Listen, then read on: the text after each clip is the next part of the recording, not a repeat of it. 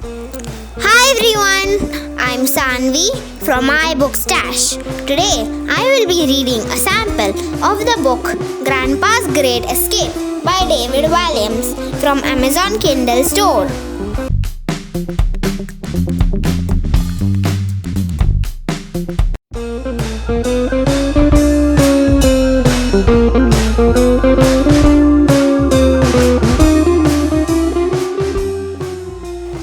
This is the tale of a boy called Jack and his grandfather. Once upon a time, Grandpa was a Royal Air Force pilot. During World War II, he flew a Spitfire fighter plane. Our story is set in 1983.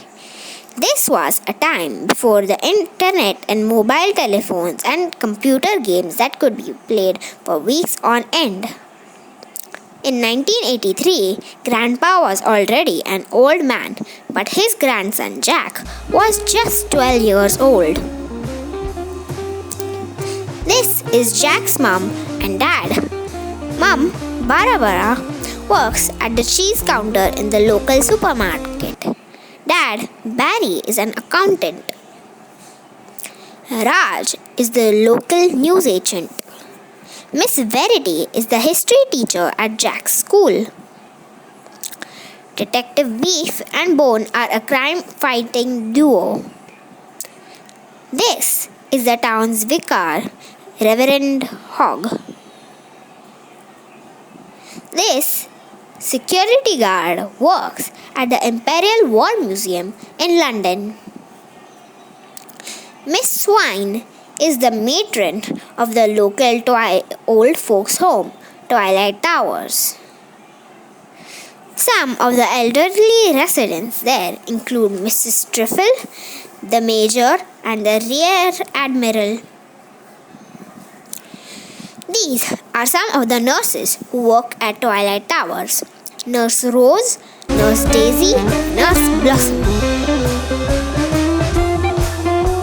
This is Twilight Towers. This is a map of the town. Prologue.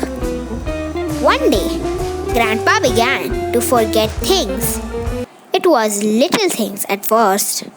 The old man would make himself a cup of tea and forget to drink it.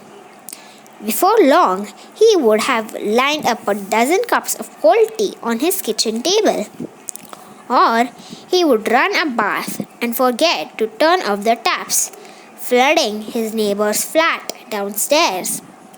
Or he would leave the house with the express purpose of buying a stamp, but return home with 17 boxes of cornflakes. Grandpa didn't even like cornflakes. Over time, Grandpa started to forget bigger things. What year it was, whether his long-deceased wife Peggy was alive or not. One day, he even stopped recognizing his own son. Most startling of all was that Grandpa completely forgot he was an old-age pensioner. The old man had always told his little grandson Jack stories of his adventures in the Royal Air Force all those years ago in World War II. Now, these stories became more and more real to him.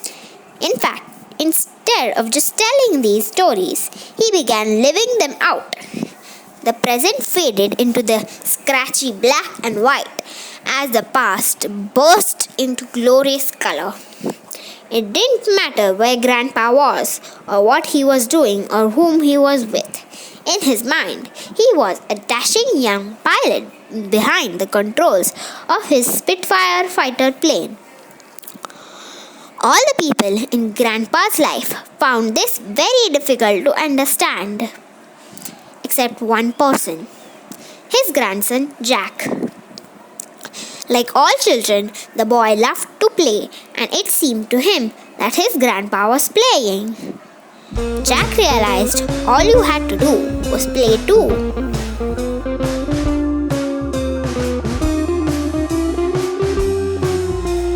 Spam a la custard.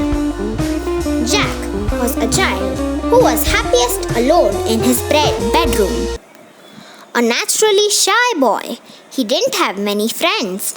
Instead of spending his days playing football in the park with all the other kids from school, he would stay inside assembling his prized collection of model aeroplanes. His favorites were from World War II, the Lancaster bomber, the Hurricane, and of course his grandfather's old plane, the now legendary Spitfire. On the Nazi side, he had models of the Dornier bomber, the Junkers, and the Spitfire's deadly nemesis, the Messerschmitt. With great care, Jack would paint his model planes, then fix them to the ceiling with fishing wire. Suspended in the air, they looked like they were in the middle of a dramatic dogfight. At night, he would stare up at them from his bunk bed and drift off to sleep, dreaming he was an RAF flying ace, just like his grandfather once was. The boy kept a picture of Grandpa by his bed. He was a young man in the old black and white photograph. It was taken sometime in 1940 at the height of the Battle of Britain. Grandpa was standing proudly in his RAF uniform. In his dreams, Jack would go up, up, and away, just like his grandfather had. The boy would have given everything he had, all of his past and all of his future, for one moment behind the controls of Grandpa's legendary Spitfire. In his dreams, he would be a hero. In his life, he felt like a zero. The problem was that each day was exactly the same. He would go to school every morning, do his homework, and every afternoon, and eat his dinner in front of the television every night. If only he wasn't so shy. If only he had lots of friends. If only he could break free from his boring life. The highlight of Jack's week was Sunday. That was the day his parents would leave him with his grandfather. Before the old man had become too confused, he would take his grandson on the most magical days out. The Imperial War Museum was the place they loved to visit the most. It was not too far away in London and was a treasure trove of all things military. Together, the pair would marvel at the old warplanes hanging from the ceiling of the great room. The legendary Spitfire was, of course, their absolute favorite. Seeing her always brought Grandpa's memories of the war flooding back. He would share these stories with his grandson, who devoured every word. On the long bus journey home, Jack would bombard the old man with hundreds and hundreds of questions. What's the fastest speed you ever went in your Spitfire? Did you ever have to parachute out? Which is the better fighter plane, the Spitfire or the Messerschmitt? Grandpa loved answering him. Often, a crowd of children would gather around the old man on the top deck of the bus home to listen to these incredible tales. It was the summer of 1940. Grandpa would begin. The height of the Battle of Britain. One night, I was flying my Spitfire over the English Channel. I had become separated from my squadron. My fighter plane had taken a pounding in a dogfight. Now, I was limping back to base. Then just behind me, I heard machine guns. Rat-tat-tat. It was a Nazi messerschmitt. Right on my tail again. Rat-tat-tat. It was just the two of us alone over the sea. That night would be an epic fight to the death. Grandpa enjoyed nothing more than sharing stories of his World War II adventures. Jack would listen intently. Every little detail fascinated him. Over time, the boy became something of an expert on these old fighter planes. Grandpa would tell his grandson that he would make an excellent pilot one day. That always made the boy burst with pride.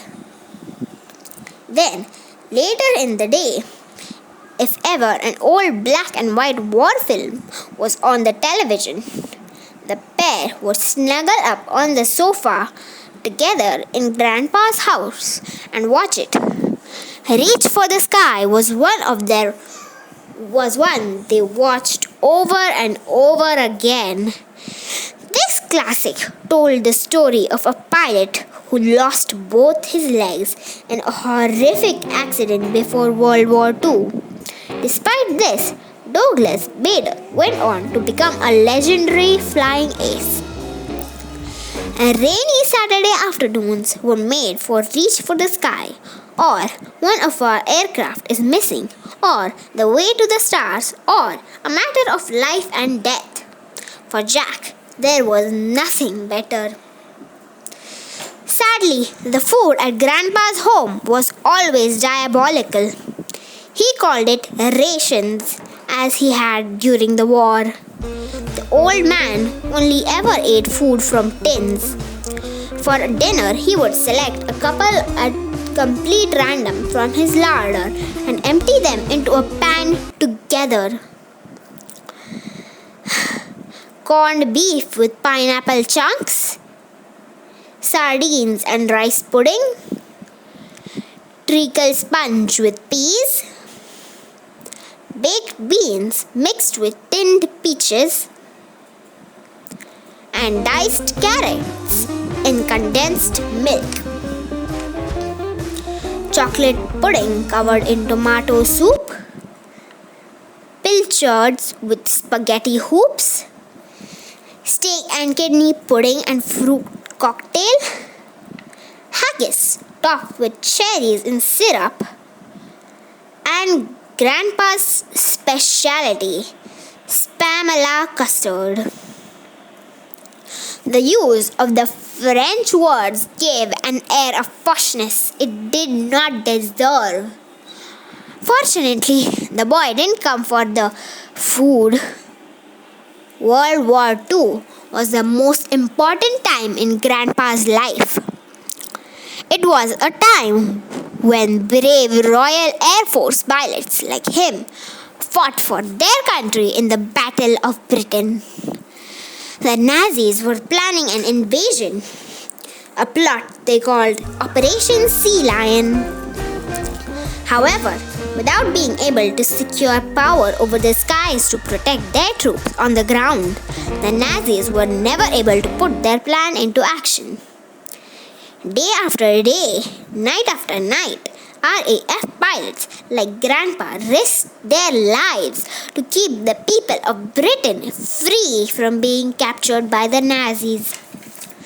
So instead of reading a book to his grandson at bedtime, the old man would tell the boy of his real-life adventures during the war.